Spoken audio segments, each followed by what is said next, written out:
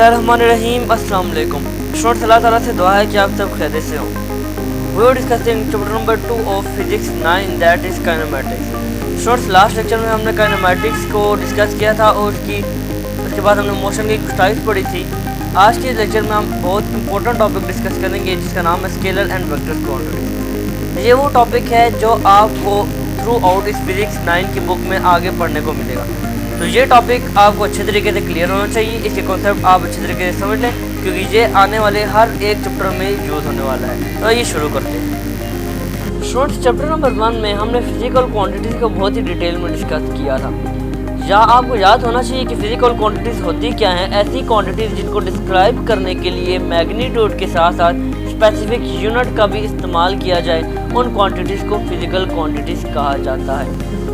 अब फ्रेंड्स, जैसे जैसे तरक्की हुई साइंस में, हम स्पेशली साइंटिस्ट और उसके बाद फिजिसिस्ट ने ये और किया कि बहुत सी क्वांटिटीज़ हमारे पास देखने को आती हैं, क्योंकि जैसे जैसे वक्त गुजरता गया हमारे पास नई नई चीज़ें देखने को मिलती गई। तो उन सारी क्वांटिटीज़ को एक ही फिजिकल क्वांटिटीज़ के अंडर डिस्क्राइब करना थोड़ा बहुत मुश्किल हो गया। उनमें कुछ क्वांटिटीज़ ऐसी थी कि जिनको डिस्क्राइब करने के लिए हमें सिर्फ मैग्नीट्यूड और यूनिट दरकार था, और कुछ क्वांटिटीज़ ऐसी थी जिनको डिस्क्राइब करने के लिए हमें मैग्नीट्यूड और यूनिट के साथ साथ उनकी डायरेक्शन भी बतानी पड़ती थी ताकि हमारा जो कॉन्सेप्ट और बात है वो कन्वे अच्छे तरीके से की जा सके। तो इस तरह के कॉन्सेप्ट्स को डिलीवर करना with in a single branch मुश्किल हो गया था।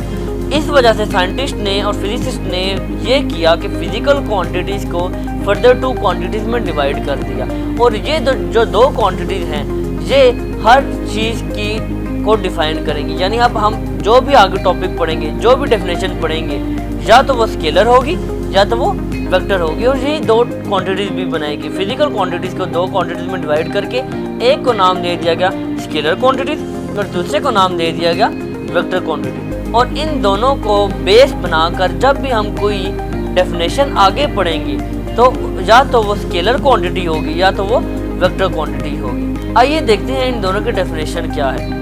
स्केलर क्वांटिटी को अगर देखा जाए तो स्केलर क्वांटिटी की डेफिनेशन है द फिजिकल क्वांटिटी, क्योंकि ये फिजिकल क्वांटिटी से निकली है तो इस वजह से the physical quantity which are completely described by numerical magnitude and specific unit is called scalar quantity. जैसा कि मैंने आपको बताया था, ऐसी क्वांटिटीज जिनको डिस्क्राइब करने के लिए हमें सिर्फ मैग्नीट्यूड और यूनिट की ज़रूरत पड़े, उन क्वांटिटीज़ को स्केलर क्वांटिटीज़ कहा जाता है।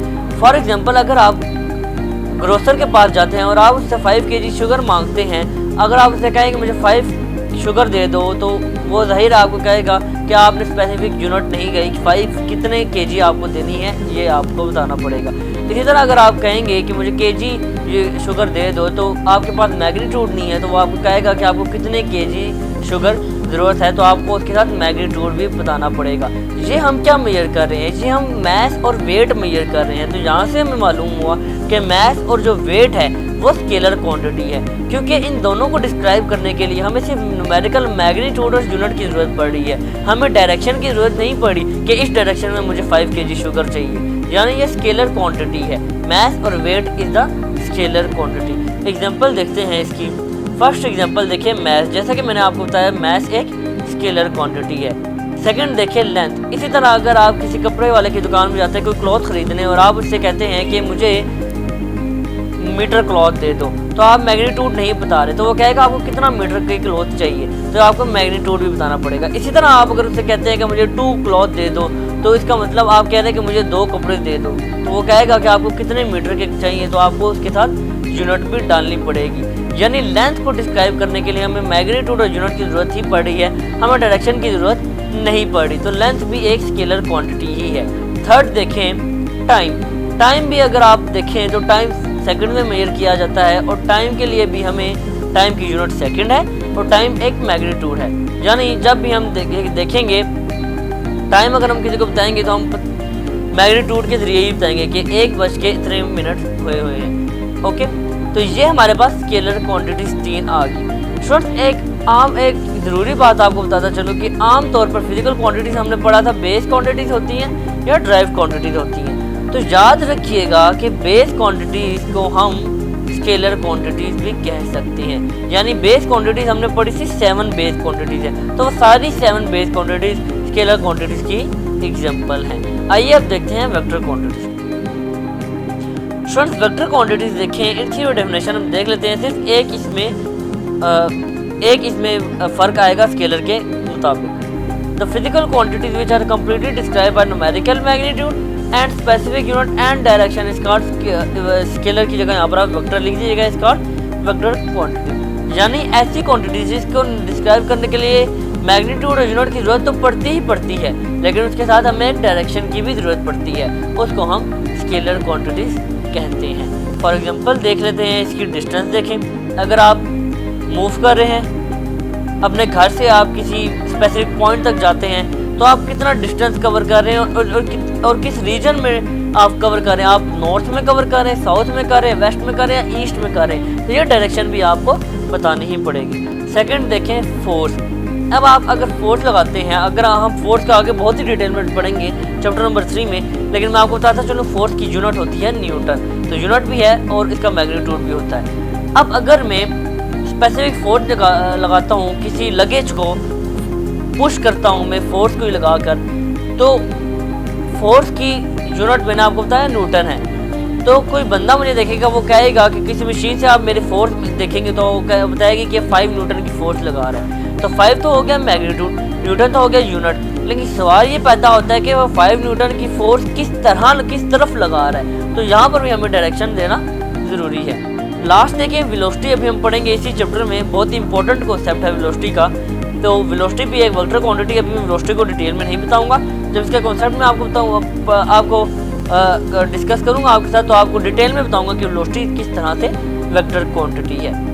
अब ज़रा आपको मैं बताता हूँ कि इन तीनों एग्जाम्पल को कहाँ कहाँ अप्लाई किया जा सकता है। स्टूडेंट्स ये देखिए, अगर आप किसी बिग मैस को पुश करते हैं, अगर आप देखें इस तरह अगर आप पुश करेंगे, बेशक बड़ा मैस हो या छोटा मैस हो, मैस हमने पढ़ा, मैस क्या है, स्केलर क्वांटिटी है। हम पढ़े हैं अभी वेक्टर क्वांटिटी, तो मैस के बड़े या कम होने से कोई फर्क नहीं पड़ा। फर्क यहाँ पर क्या पड़ रहा है स्टूडेंट्स, देखें जब मैस बड़ा है तो इसका मैग्नीट्यूड भी बड़ा ही होगा, जब मैस छोटा है तो इसका मैग्नीट्यूड भी छोटा ही होगा, लेकिन मैस की यूनिट केजी यूनिट सेम ही रहेगी।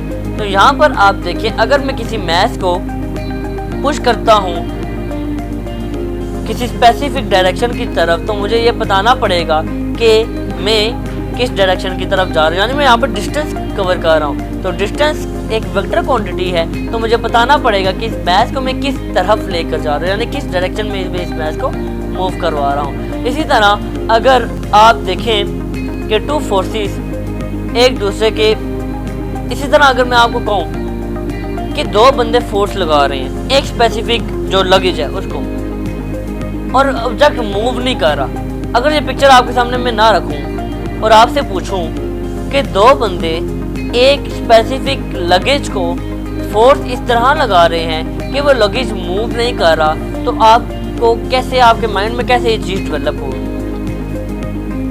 जी मैं अगर आपसे पूछूं कि 2 बंदे एक लगेज को फोर्स लगा रहे हैं और लगेज मूव नहीं कर रहा, तो आप मुझे बताएं कि वो किस डायरेक्शन में फोर्स लगा रहे हैं, तो फिर आप क्या करेंगे, कैसे आप मुझे बताएंगे? जाहिर आपके लिए बताना मुश्किल हो जाएगा। तो ये देखें स्टूडेंट, एक बंदा अगर एक डायरेक्शन में फोर्स लगाए, दूसरा बंदा दूसरी डायरेक्शन में फोर्स लगाए, यानी एक दूसरे के अक्रॉस ये फोर्स लगाएंगे, तो ये फोर्स रिजल्टेंट फोर्स 0 हो जाएगी, क्योंकि फर्स्ट मैन जो फोर्स लगा रहा है स्पेसिफिक डायरेक्शन में, उसी के इन्वर्स में सेकंड बंदा दूसरे ऑपोजिट डायरेक्शन में फोर्स लगा रहा है, तो फोर्स 0 हो गया। यानी फोर्स के लिए हमें डायरेक्शन बताना ज़रूरी है, डायरेक्शन के बगैर हम फोर्स को नहीं बता सकते।